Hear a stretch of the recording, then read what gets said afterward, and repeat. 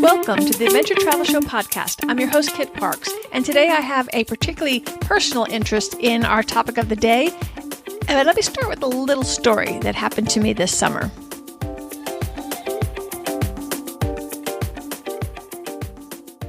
Last August, my camper van Sophie and I were cruising America in search of adventure. I found myself in the Bighorn Mountains with a beautiful boondocking campsite overlooking the rugged granite rock of the Bighorns.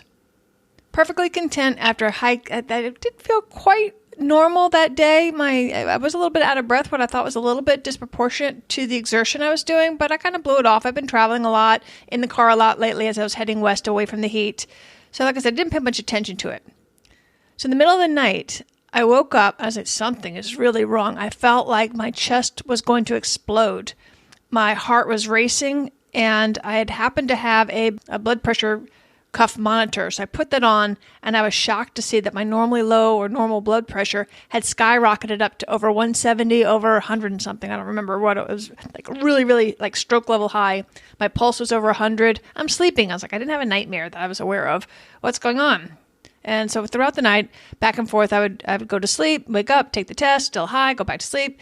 And in the morning, I was like, something is really wrong. I just felt really out of sorts. I was in the middle of nowhere. Nobody knew where I was. And so I decided the prudent thing to do would be to come down the mountain, go to one of the urgent care places and have them take a look and see if they could figure out what was going on. Long story short, I believe I had a really bad reaction to the altitude. I was sleeping at about 10,000 feet, which I had driven up from around 4,000 or 5,000 down in the valley, up the mountain, and I've never been particularly good at altitude. I start feeling it around 8,000 feet, and I'll get the mild headaches and queasiness if I've trained and worked myself slowly up to around 12,000 feet. So I think my abrupt ascent, coupled with the fact that I'm not naturally good at dealing with altitude, made for, I don't know if it was life-threatening, but it certainly got the doctor's attention when I was at the urgent care. The nurse was kind of, I looked perfectly healthy, takes my blood pressure, and then she races out to get the doctor right away. So it was enough to alarm them that this was a serious situation. And it ended up stopping my trip because I wasn't quite sure what was going on. I hadn't at that point attributed it to the altitude, even though I probably should have thought it then, but this is also the era of COVID. I didn't know what was going on, but I wasn't panicked, but I was like, no, this is just not a good situation. So when I got home and the under treatment, blah, all that boring stuff, won't bore you with, I did want to get Becki Rupp, who is an expert on personal training and preparing for adventure, to come on the program to tell us a little bit more about things that we can do to prevent what happened to me from happening to you in as much as possible. So I am very pleased to introduce you to Becki Rupp of Trailblazer Wellness, who is my new friend and affiliate. And I think there's a lot of great information here that will help you get the maximum enjoyment on your next high altitude adventure without hopefully having some of the bad side effects that I did. So let's get started. I've asked Becki Rupp of Trailblazer Wellness to come on the program to give us the inside scoop on how to deal with altitude so we can make the most of our adventures at elevation. Becki is a certified personal trainer and wellness coach. She has been a sea kayak tour guide and part of a wilderness search and rescue team.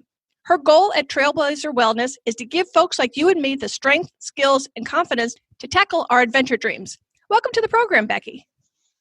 Thanks, Kit. Appreciate you having me. So to start with, why should we even worry about altitude? Oh, goodness. Yeah. Well, I live out in Colorado and I see this all the time. And I've seen it on vacation as well on some of my trips around the world. But altitude can have a very significant effect on your health, on your ability to do the things that you want to do, and just can be definitely a challenge for some people. It affects you physiologically so that you often, or you may experience shortness of breath, dizziness, headache, nausea, and things like that, difficulty sleeping. It can leave you with really low energy, you can be really tired. You can even have your motor skills deteriorate, so you feel clumsy.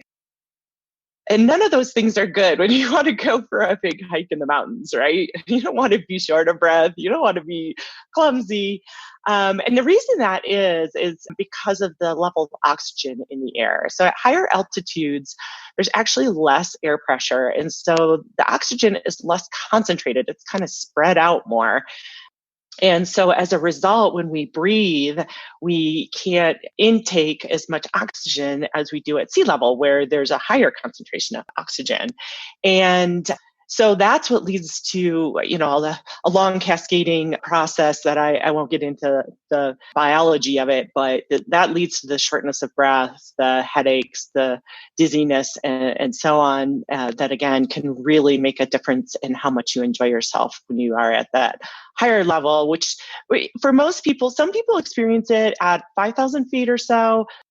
Many people, like 50% or so, feel some effects around 8,000 feet. And as you go up in higher elevations and altitudes, it just exacerbates. It's just more and more. And it's not even like incremental, it's exponential. So, going from 6,000 to 7,000 feet doesn't have as much effect as going from, say, 13,000 feet to 14,000 feet. So lot to think about. Gotcha. In fact, when I was researching in preparation for today's show, I read that this is an ongoing problem with humanity. There was a Chinese text that they found in 30 BC where some guy wrote about the Big Headache Mountain that they believed to be the Killik Pass in the Kara Mountains of Pakistan, which is at about 28,000 feet or 2,600 meters. Of course, we don't cover that high of altitudes here, but I personally am one of the 8,000 foot people. That's where I start feeling it. I'll get a little nauseous. I'll get the headaches and such like that. We've actually covered a lot of, reasonably high altitude adventures on active travel adventures, such as places like Machu Picchu, which can get up to like 11,000 feet. La Paz in Bolivia is almost 12,000 feet. Mont Blanc is almost 8,500 feet. Kilimanjaro, which is higher than we normally cover, but so many people want to do that. That's at like 19,000 feet. And then even in the Himalayas, I did the Bhutan Druk Trek. That was at like 12,500. But we've also covered Annapurna at almost 18,000 feet. So there's a lot of things that we have covered. So people that listen to this program are interested in this kind of how we can best adapt to the altitude. And before we dig down any deeper, talk to us a little bit about the difference between altitude and elevation gain, and why do we need to get that kind of thing straight in our head?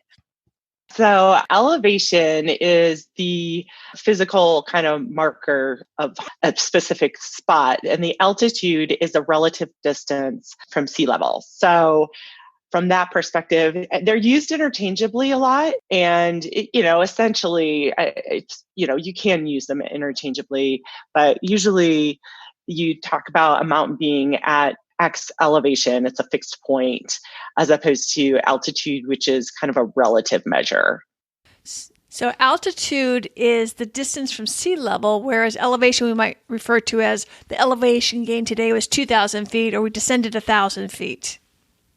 It's important to understand a little bit to my earlier point around how much change you're going to see in your elevation or your altitude over the course of the day, because that definitely affects how your body responds. And so, like I said, a difference in 1,000 foot elevation gain at 8,000 and 9,000 feet is, that's not insignificant. But most people, if they take it slow, can handle it fairly well.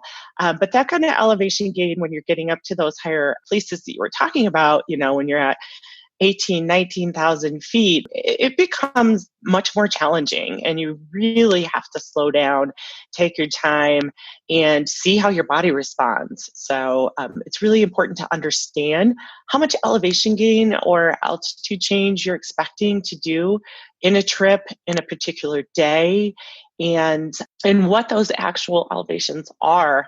So you could say, oh, well, I'm going to do a day of 2,000 feet elevation gain. But if it's at a lower altitude, that's not going to have as high of an impact as, again, say at a higher elevation, you're going to feel that 2,000 feet and have to take it slower than you would at that lower point in place.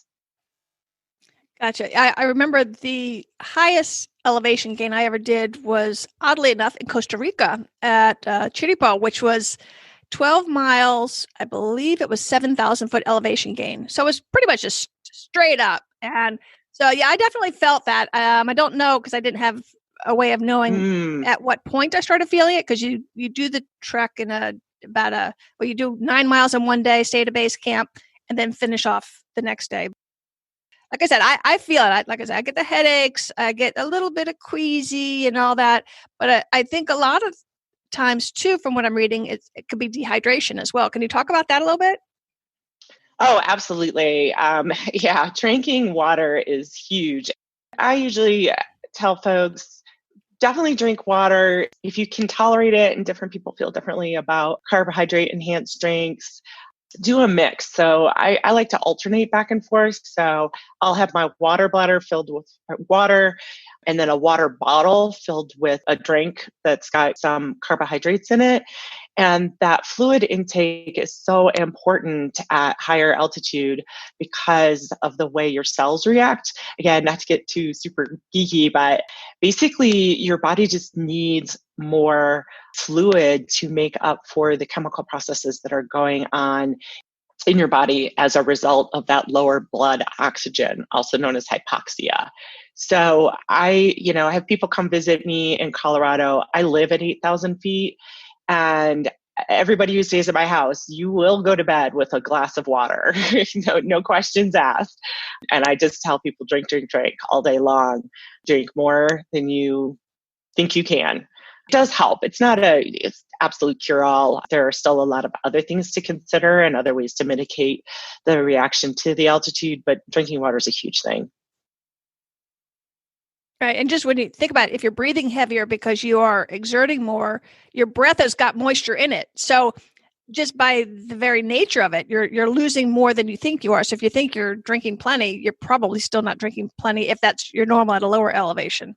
Right. And, of course, there's variability in like humidity levels and things like that across the world at high altitude, kind of rainforest where we were in Peru when we did the Inca Trail to Machu Picchu, is a very humid environment.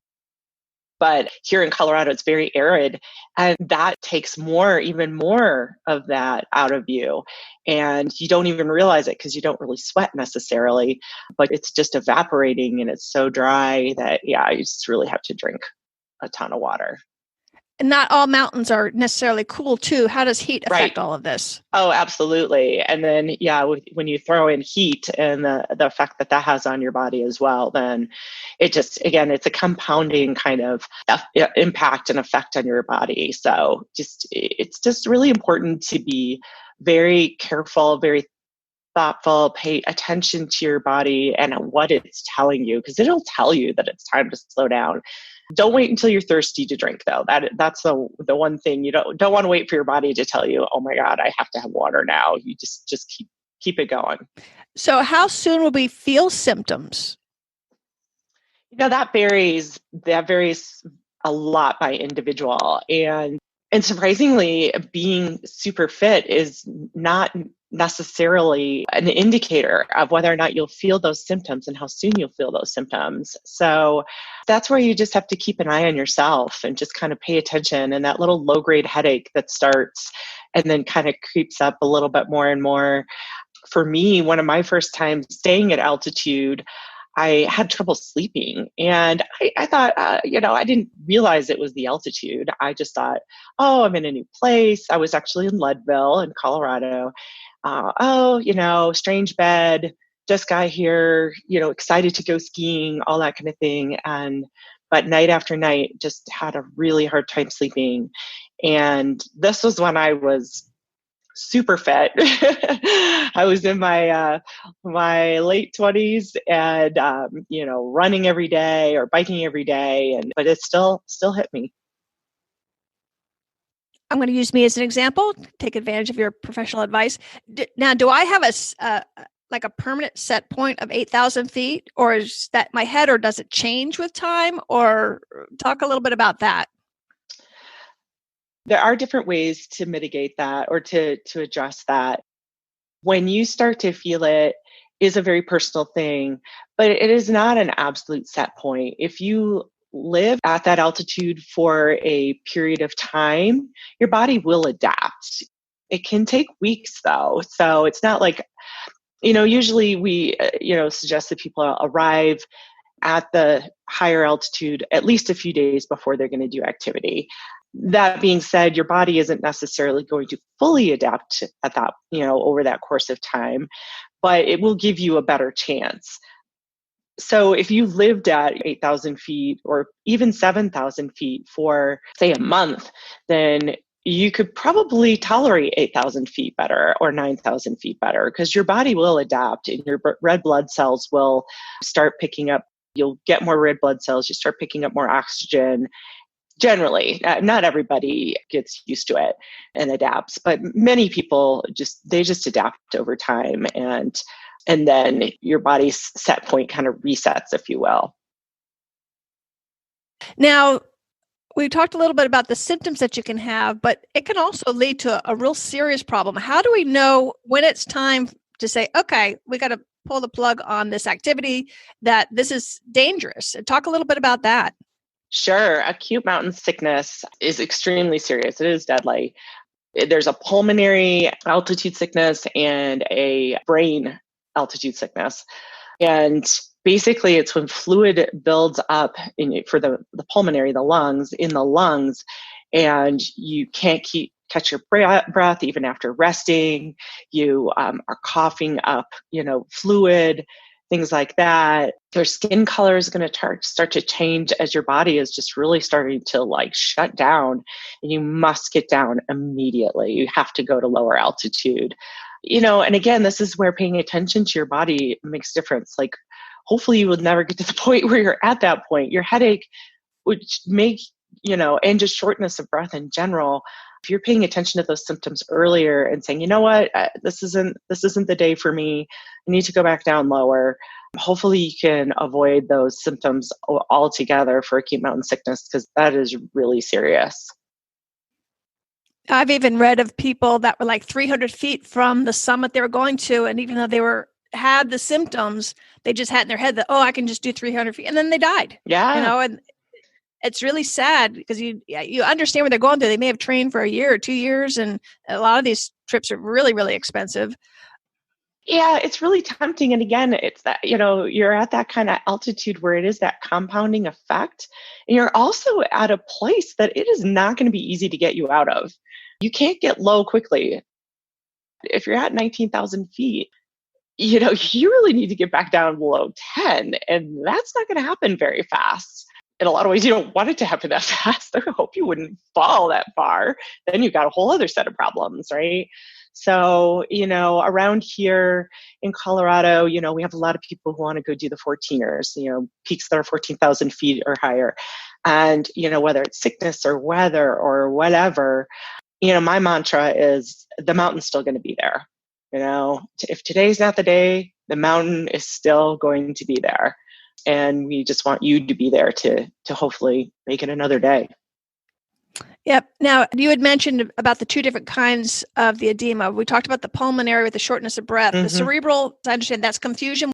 Yeah, confusion, extreme headache. That's where you start getting that deterioration of the motor skills. You get really clumsy. Yeah, it's impacting all your brain function. So just motor skills, just an absolutely horrific headache. And that skin color change is also going to show up as well. So again, don't let it go that far. Gotcha. And we'll be able to tell when this is getting serious. I think so. Again, if you're paying attention to your body and not, you need to focus on your goal, of course, but just really checking in with yourself and having other people check in with you. Those in your party, you should not be doing these kinds of high altitude trucks and stuff alone anyway. So, sometimes it can be hard to tell for yourself. So have a buddy system and have check in with each other. Hey, how you feeling? You look like you're struggling a little bit. You look like you might have stumbled a few more times there. What's going on? And just looking out for yourself and looking out for your other people with you. Interesting. And something else I found in my research about the cerebral edema is that it affects men and women equally, but the pulmonary one is much more common in males, which I thought was interesting. I actually didn't know that. So that is interesting. So if it's mild, though, can we treat those symptoms? I mean, is there any problem popping a vitamin I or anything like that? Yeah, actually, you can take ibuprofen in advance to help kind of get your blood ready for the lower oxygen concentration. You can definitely take it. Well, I'm not a doctor, so I'm not going to give medical advice, but it is one of the things that is prescribed. And ibuprofen or acetaminophen actually both have a positive impact. Diamox is a prescription drug that is sometimes people take, and that you do need to get from your doctor, and definitely be aware of any other medications that you're taking, any influence those medications could have on your function. And it's definitely one of those situations where you want to talk to your doctor before you go. If you have any health conditions, heart issues, asthma, diabetes, check with your doctor and just spend some time figuring out like what's the influence. Even things like blood pressure are definitely influenced. And then blood pressure medication adjusts for your blood pressure, but when you're at a different elevation, that can kind of change up the mix as well. Gotcha. I know before Bhutan, the doctor prescribed, don't have the bottle anymore to know what it was. And I assume it was for altitude or the symptoms of the altitude.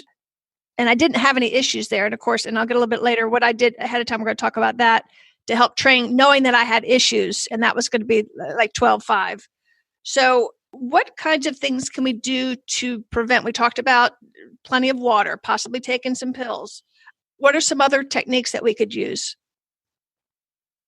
Eating snacks with carbohydrates. Your body needs to access that energy very quickly to keep the engine going. Another thing is don't drink alcohol. Alcohol actually has a bigger effect at altitude. So again, it's that exponential effect of drinking at altitude is just going to make everything that much harder. And there are canned oxygens. Of course, at certain mountains, they have, you can take supplemental oxygen on the actual trek up the mountain. But there's also little like cans of oxygens that you can carry with you and use for a little pick-me-up. I've heard kind of mixed reviews on those, but they are pretty convenient. They're fairly lightweight. And if you are just thinking you might just need a little extra boost, then that's an option. In some of the mountain towns, they have oxygen bars where you can like sit with a nasal cannula and have some extra oxygen. That's, again, just kind of like sitting around town.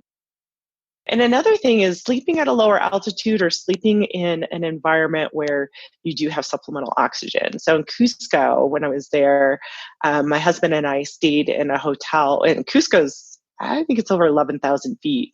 And several of the hotels there do pump supplemental oxygen into the rooms at night, which again helps you with that sleeplessness, right? That difficulty sleeping, because with that enriched oxygen, it helps your body get more rest, which is going to prepare you better for getting up on going and, whether it's hiking the Inca Trail or whatever. But then it also just, again, supports your system, your overall with having more oxygen to start with when you start your day. And I read that once you get above 8,000 feet, that you should try not to go more than 1,000 feet or so more each day. Is that correct? Or can you clarify that a little bit? Yeah, I mean, people kind of, that's definitely recommended. Most people will go a little bit more than that. You can go up and then back down. It's the sleeping is really a key part of this whole thing. So, Everett Base Camp, you hear about, people go up to a certain altitude and then they come back down lower to sleep. And then they go up higher and they come back down lower to sleep, and at Kilimanjaro, I believe they do that too.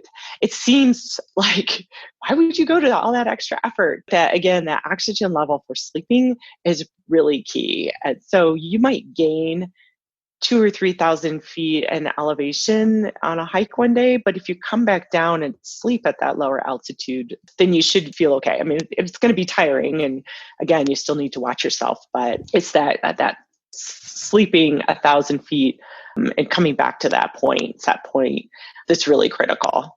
Gotcha. You mentioned briefly about pre-existing conditions. Can you address the ones that are potential problem areas?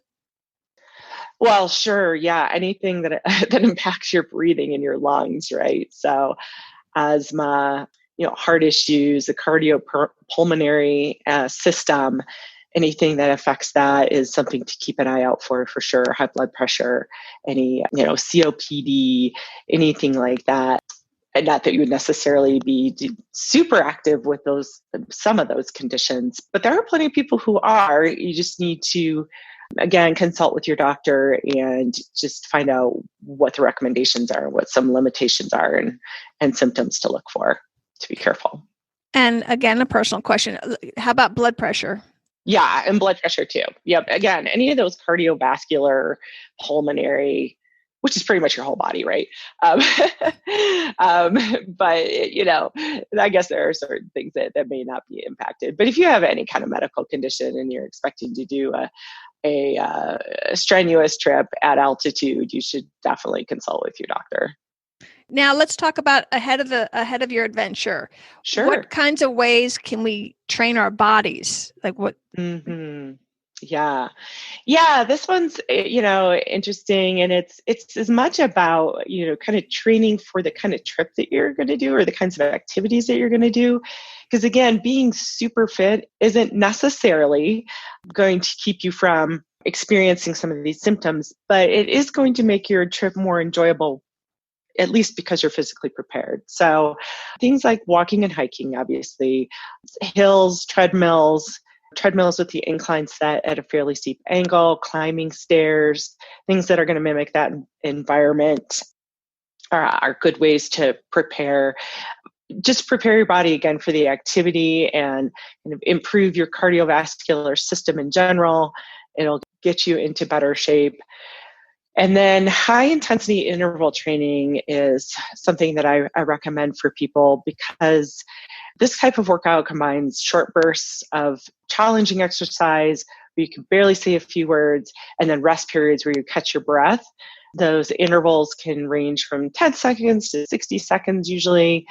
And that, kind of mimics that effect you're going to feel at high altitude, that shortness of breath, kind of that elevated heart rate and recovery. And doing that push and recovery will build up your stamina in that area. And the more often you do it, you're more likely to adapt. And that will help. Again, it's not the cure-all, but it is certainly better than sitting on the couch, obviously. But even just, if you do a lot of walking and hiking, that is great to build your strength and your stamina as well. But putting in 1 or 2 days of the high intensity interval training will just, again, support your system and getting ready for that oxygen deprivation that you get at the higher altitude. Great. Now, can you share with us that, and I'll put these on the website, some examples and maybe some videos so that people could see exactly what we should be doing? Sure, absolutely. The other thing that some people may feel like they could or skip on is some strength training. That's not necessarily, specific to altitude, but it just, is really beneficial for preparation. It makes your muscles more efficient. You won't fatigue as quickly. And it's especially beneficial for women as we get older, as we all are, to just build up that muscle strength and give you that balance, that confidence, and again, that efficiency that will help you along the way. So I usually recommend that people do that 2 or 3 days a week and focus on their lower body and their core for stability, especially, and then a few upper body things as well. You want those to be strong as well, so that you're feeling pretty, at least, pretty solid when you're going uphill. And I read too that you could possibly do some breathing exercises. Can you address that? Sure. Yeah, you can definitely do breathing exercises. And that breath work, again, will help you moderate your breath when you are getting into those higher altitudes at the lower oxygen, so that you're used to, inhaling slowly and exhaling slowly and really taking advantage of what oxygen is there. Those quick, short breaths, although we have all been short of breath, right? We all have had those days where we have those quick, short breaths or those stretches of trail. But if you can better control your breathing, then you're controlling your oxygen intake. I also want to talk. All right. So I covered Kilimanjaro, and Cindy let's talk about some of the gadgets that you can get that might help you. So Cindy actually used a altitude tent at a university to train. So I assume that is a high tech thing that most of us would have that as an option. But I use something called Alto Lab for Bhutan that one of my athlete friends had recommended that he uses that for his endurance events, like the Spartan races. He did that crazy marathon across the Sahara and all that. But this is how it's something that helps you practice getting used to less oxygen. And I think that probably that, along with whatever the pills the doctor gave me, helped me with Bhutan. So I've read about something that looked kind of interesting called an incentive spirometer. And this thing is, you can buy an inexpensive one at the drugstore for like $10. And then they get some prettier ones like the Power Breathe or something like that, that you are able to do something similar to the Alto Lab, where you gradually can restrict how much oxygen is coming in, and you just build up your diaphragm and your breathing muscles just as you would as a training muscle. So that was kind of interesting. And one of many studies said that it didn't actually improve their performance. It just made the people feel less uncomfortable. It made sense to me, and making yourself as comfortable as you can is important. That's important. Yeah. Again, that's what a lot of this training is about, right? Again, like I said earlier, it's not necessarily that strength training and some of these other things is going to mitigate the symptoms, but it will make you better able to cope and more comfortable, more confident, just you're better prepared physically and mentally to just kind of say, oh, okay, I noticed that I'm feeling, lightheaded. That probably means I need more oxygen. So I need to slow down my breathing so I can take in more oxygen with each breath, and just pace myself so that I can continue to move forward. And that practice of listening to your body and knowing when your body's at its limit and knowing when to keep going and knowing when to back off is really important at altitude. I read something I found interesting. Remember, there's a distinct difference between what it feels like to be breathless and what it feels like when you're working too hard. So if you practice differentiating between the two, by the time you are at elevation, you're going to be able to tell whether you're feeling breathless or if you need to back off your exertion level. Yeah, exactly. Yeah, that's the whole kind of knowing your body and listening to your body, for sure. So another thing I learned about was a hypoxic mask, which basically you look like you're about to rob somebody. Can you talk a little bit about that?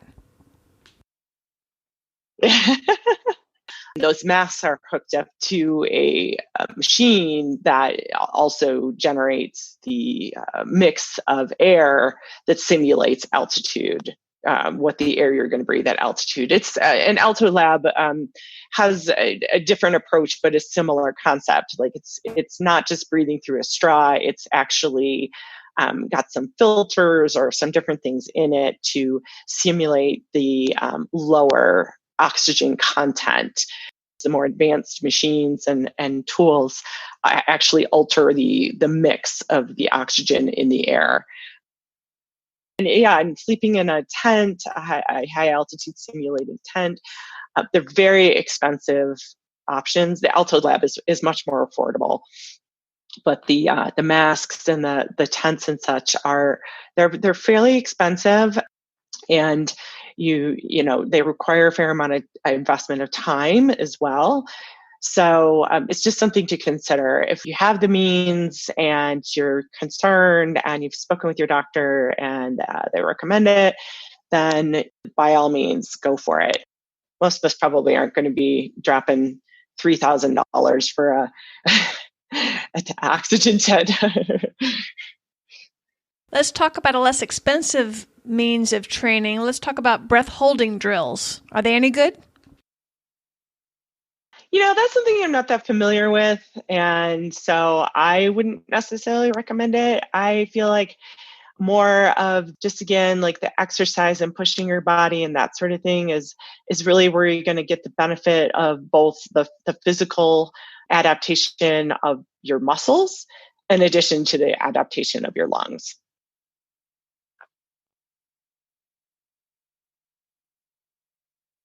One thing I want to point out, if you are going to do any of these different products that we're talking about, you want to make sure you get an oximeter, which will measure your oxygen levels, because you want to be safe and you want to be able to track what you're doing. One thing I did find also in my research is that, a lot of people think that training at the altitude, which makes sense, will help them, but there was an optimal level. I had read where, a lot of athletes in particular prefer to try to train at the higher elevations. But in the studies, they found that training at like between 2,000 and 2,500 meters, around 6,500 feet to about 8,000 feet, you got the optimal benefit without the deterioration of some kind. So if you're planning a really mega altitude hike or adventure, you may want to try to train somewhere between that 5,000, 8,000 foot level, at least according to the research. Move to Denver. Yeah. Yes. Yeah. Denver, or also remember Flagstaff too. Flagstaff. Santa Fe. Yep. Yeah. Right there in the sweet spot, Santa Fe. Yep. Kind of right through this middle spine here of the Rockies. Yeah. All beautiful places to go train too, right? Wonderful places to go train. Yeah, absolutely. Colorado Springs. I mean, that's one of the reasons Colorado Springs is where a lot of Olympians train. All right. I kept coming across something called VO2 max. What the heck is that? And do we care? VO2 max is a measurement of how efficiently your body is using oxygen. And it is used, with athletes and training, especially higher level athletes. There's, again, like a mask type machine that you hook up to that will measure that for you. There are some less, kind of clumsy alternatives for measuring VO2 max as well. And you can certainly do that and find out what your VO2 max is. If it's good, then you're very efficient at using oxygen, and therefore you are generally more likely to deal with the altitude better than if your VO2 max is low. But it is not, again, it's like being, in shape. It's not necessarily a guarantee. Everybody's body chemistry is different. So I would say, if you have the option and opportunity to get a VO2 max done and just kind of gauge yourself, you can certainly do that, but you can also just pay more attention to how you're feeling, and you can do the talk test. So level of effort and like how fast are you going and how hard are you pushing when you can no longer talk to someone. You can't hold on a conversation. So there's I can hold on a very full free-flowing conversation. I can, next level might be, I can say a few sentences before I have to kind of stop and really focus on breathing, all the way up to I can't even talk, right? I'm just too out of breath. So those are some ways to gauge your what you're doing and how much effort you're putting forth. So it sounds like for us that most of us won't ever have the opportunity to do the test. We could do the 80% maximum heart rate, something like that is a good substitution. It's not a direct substitution because the VO2 max, again, it measures your blood oxygen, which is somewhat related to effort, but it's probably, again, it's something that is usually done in a laboratory and that kind of thing. And training usually increases your VO2 max. So if you have a lower VO2 max to start, usually you would go through a more focused training plan to improve it. So if you're training, then chances are you're going to be improving your VO2 max, which is what you want to do. So you basically, knowing that starting point, unless you're regularly measuring it, may or may not have that much influence on what you ultimately do for your training. I know we're getting down the weeds here a little bit, but one thing I did read was that the max you can get to when you're up at altitude is about 10 to 15% regular. So no matter what you do, you're never going to be able to create that same level as you would at a lower altitude. Yeah, right. Yeah, basically. I mean, it's just the human body. So I guess what you're saying, Becki, is that no matter what we do, we're never going to be like the porters of Nepal, right? Well, and again, your body adapts when you live at that higher altitude. I mean, why do you think those porters can like do all that amazing stuff? Well, because they live there and their body has adapted, and not only that, their whole, their bloodline, right, literally has adapted to this over generations.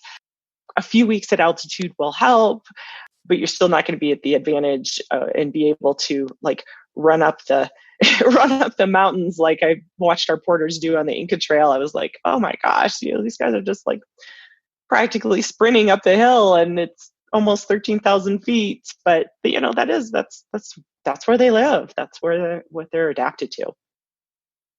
So I guess the bottom line is we need to cut ourselves a break and just do what we are able to do.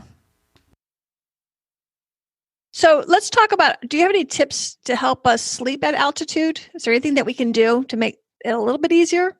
Yeah. Again, if you have the option or opportunity to have supplemental oxygen, they can, some places run it into their, your HVAC system and pump it into the room. You can do a nasal cannula. You can sleep with a nasal cannula hooked up to an oxygen machine. And define cannula. Is that one of the little, like the little clear tubey things? Yeah, the little clear, like little tubey things that you stick in your nose. And yeah, you can also take some ibuprofen, and that can help with a headache. That can help your body adapt again to the lower oxygen. So taking that kind of steadily over a few days can help as well. The sleeping, I'm not a great sleeper, which again is the reason that I didn't necessarily think about it when I was not sleeping well at altitude the first time I experienced it. But just the usual, like helping yourself sleep better, turning off screens, going to bed, at the same time, not having alcohol, again, as much as you might want to have that lovely glass of wine, that impacts your sleep even at sea level, and it's going to be exacerbated at altitude. Maybe having some tea or. That's what I was about to say that, yeah, because the porters kept pushing the tea on us, not just because culturally they drank a lot of tea, but they said it would help our stomachs settle a little bit like that too. Yeah, having some tea. I know, and again, in Peru, we had coca tea. That's supposed to help with altitude. I didn't necessarily notice a difference, but yeah, just that fluid, continuing that fluid intake, continuing to treat your body well, and do all the kind of usual sleep hygiene things, and just being even more diligent about that. Now, all right, let's say we've made it to the top of where we want to go. Now we got to come back down. Is there anything special we need to pay attention to? In terms of altitude? Descent? Yeah, or descent. Yeah. I mean, you need to descend fast if you're really having a hard time. Like divers, and some other folks, like they can do such an extreme difference in altitude, and the air pressure change can be a problem. But usually especially if you're hiking, you're going to come down at a pace that is pretty good for coming back down from altitude. Yeah, you don't want to make it too extreme. That's why, for example, their cabins are pressurized because a severe change in altitude can also be problematic. But again, if you're hiking or, even biking, chances are you probably aren't going to drop so much altitude that it's going to be a problem. Now, is there anything that I should have asked you about going on adventures in the altitude that I forgot to ask you? Yeah, I guess maybe just a few more tips about like before you go, and just kind of planning to be there a few days in advance. Really avoid like flying in, like people do this all the time. They fly into Cusco, which is at 11,000 feet, and hop on the Inca Trail from sea level. And that is just a recipe for disaster. It's a recipe for misery. And I see it in Colorado too. People fly in from altitude, they land in Denver, they jump in the car, and they, drive up to 10,000 feet and they go skiing. And that is just extremely hard on your body. So, just build in those couple of days to let yourself adapt and get acclimated. It really does make a difference. On a lot of the adventures I cover, there's alternate trails. And so even though it's going to be more expensive and it's going to take you more time off of work, try as much as possible to take the longer day trails, like going up to Kilimanjaro. There's multiple paths and some zip you right up. Those people have more problems than the people that take those extra couple of days to get up the mountain. Absolutely. Yeah, absolutely. That is so, so true.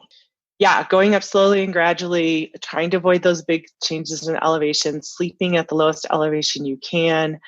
Those are all things that are going to just make your trip more enjoyable. You may survive, hopefully you will survive, but you want to make the most of this trip. It's a trip of a lifetime, right? So yeah, like you said, taking those extra couple of days, maybe doing an alternate route, maybe taking a fewer miles each day that you can enjoy it.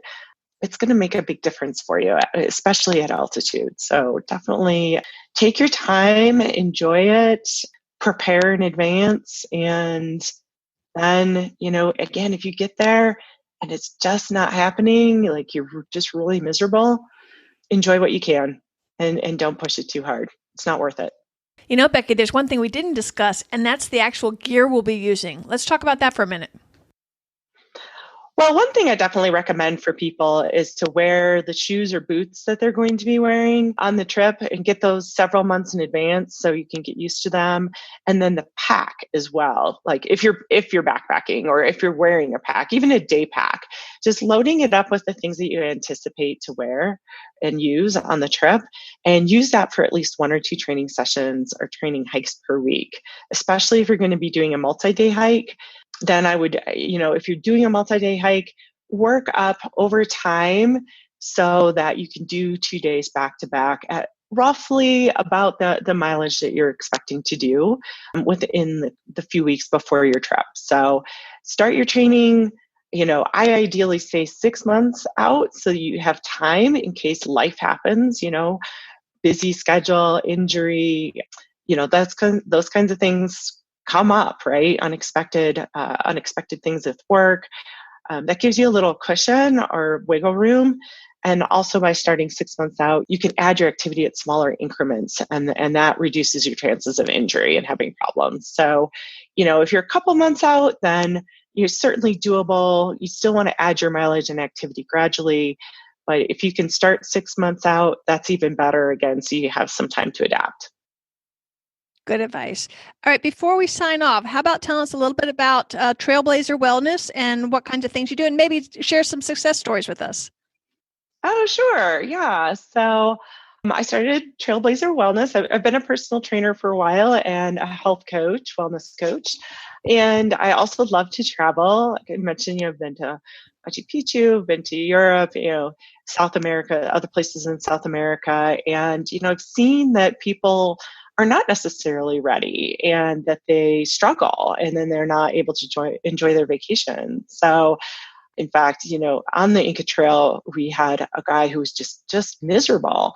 And I was like, wow, that's really such a shame. I didn't know what his training plan had been, but I've seen firsthand, and even in Colorado, that people can really struggle. So I thought, it would be great to help people get ready so that they can really enjoy it. And then I worked with a client here locally, actually, who was planning a big trip, and she had just retired, had been working, focused on work and all that for many years. And even though she was, relatively active, this was going to be a little bit bigger undertaking for her. And so we worked together to, really up her fitness level with her strength and her stamina. And she went on the trip and came back and she's like, I'm so glad I did all that. I was really able to not just keep up with the group, but just really feel good through the whole trip. And I was like, okay, I think I'm onto something here. And so I've been working with folks and doing the coaching and still do personal training in person as well. But I also do virtual coaching with folks to get them ready for their trips. So it's a lot of fun. So they can reach out to you and do something with you online. Yeah, absolutely. Like these days that's more common, right? So we really work together on a personalized training plan. It's highly personalized based on, the individual's lifestyle and the tools they have available, and the things that they prefer to do. You might have to do some things you're not crazy about, but or I would recommend that you do things if you're doing a specific venture. But I really work with people to tailor it so that it's enjoyable as possible, because that's what really keeps people going, right? Nobody wants to go out and be miserable every day. Even if you're getting ready for your dream trip, you want to make it fun and make it enjoyable and make it manageable, and really get people to where they want and need to be so that they can make the most of it. So I just talking about that, whenever I've gone on an adventure that I didn't properly train, I loved it. However, my body was dead at the end of the day. But when I followed the training I was supposed to do, I was tired at the end of the day, but more exhilarated. Both great trips. It just makes a huge difference in your personal satisfaction of the trip if you're properly prepared. Absolutely. And that is exactly why I took on this mission to get people trained before. People spend a lot of time, or I should speak for myself. I know that I and people I know spend a lot of time finding the right trip, booking the hotel, booking airfare, planning the itinerary. But different people may or may not spend as much time physically preparing for the trip. And it shows, when people get out there, it really does make a difference in your enjoyment level on the trip. If you physically prepared for it, you can focus on all the amazing things around you instead of how much your back hurts, your feet hurt, or how exhausted you are. You can really focus on the new food and the new people you're meeting and the things you're seeing that are so amazing. So that's why I wanted to help people do this. Anything else you want to mention, Becki? Yeah. And if your listeners are interested in working with me, I will offer a 10% discount off of my services. So we'll make sure to get you a promo code so that they can plug in when they reach out, or they can just mention it to me and we'll get that all set up. So 10% off. I have 1 month long coaching packages, 3 month long, and 6 month long coaching packages. So depending on how much time you need or have to get ready for your trip, we can apply that discount for them. Sounds great, Becki. I'll make sure to get all that information in the show notes as well. So if you want the 10% discount that Becki is offering, mention Active Travel Adventures or the Adventure Travel Show podcast and or promo code ATA10, ATA10 to get your 10% off. And know too that as an affiliate, at no additional cost to you, you will be helping support this program so that I can keep it ad-free, which I really would like to do. I would appreciate that very much. Plus, you'll be getting a great deal from Becki. Are there any other resources you'd like to mention, Becki? I do. I have a blog on my website on trailblazerwellness.com, and I post articles periodically out there about different aspects of training for trips. I have my guest blogs posted out there as well. I've done several of those across different sites and such. So it's a pretty good group of articles at this point. And then I also do an e-newsletter every other week, and you can sign up for that on my website as well. And don't worry, I've got everything in the show notes. Just go to adventuretravelshowpodcast.com/altitude and you'll be able to see all that. Or just plug in altitude in the search bar when you get to the website if you forget. Okay, well, thank you again for coming on the program. We sure appreciate it. Thanks, Kit. I appreciate it. I sure got a lot out of Becki's information today, an interview today, and I hope you did as well. I do have one more important thing to bring up. On Monday, I'm finishing up this recording right before I'm releasing it. It has been a crazy, crazy month. I sold my house. I've moved into my van, Sophie, and I'm still trying to sort out how I'm going to do the travel, get the podcast together and all that. So what I've decided to do, I know I just got back up into gear from my summer break of the summer of Kit, but it's just too difficult trying to get everything done and be on the schedule this tight before it's due to be released. So what I'm going to do is to do the Active Travel Adventures podcast on schedule every other week, like I've been doing for the last 3 some odd years, with the exception of my break. And this, the Adventure Travel Show podcast, which I had designed not to be a permanent show, but one that once I ran out of topics at around 50 or wherever it was, I'd run out of topics. That was just going to be a database of training for you. So to give myself a little breathing space until I can figure out how this is all going to work now that I'm basically a vagabond, I'm just going to produce this show once a month. So it'll come out on the first Thursday of the month until further notice. Probably that might be permanent. I don't know. But at least for right now, so this is being released the November of 2020. The next one will come out the beginning of December 2020, January 2020, etc. But I will continue to do every other week with the Active Travel Adventures podcast, with the Adventure Show, my companion podcast. I appreciate your patience and understanding with this. It takes just so much time, and I try to do a good job, and I don't want to rush it and be jammed. Like right now, I can't believe the thing's about to be released in no time. I still have to go back and listen to it again. Blah, blah, blah. I don't want to bore you, but I want to do a good job, and I think I'm putting myself under too much pressure without even knowing if I'm going to have internet in order to produce. So to take a little bit of that pressure off, this will be going to the once a month release. I think it's pretty cool that I'm now a vagabond living in my van.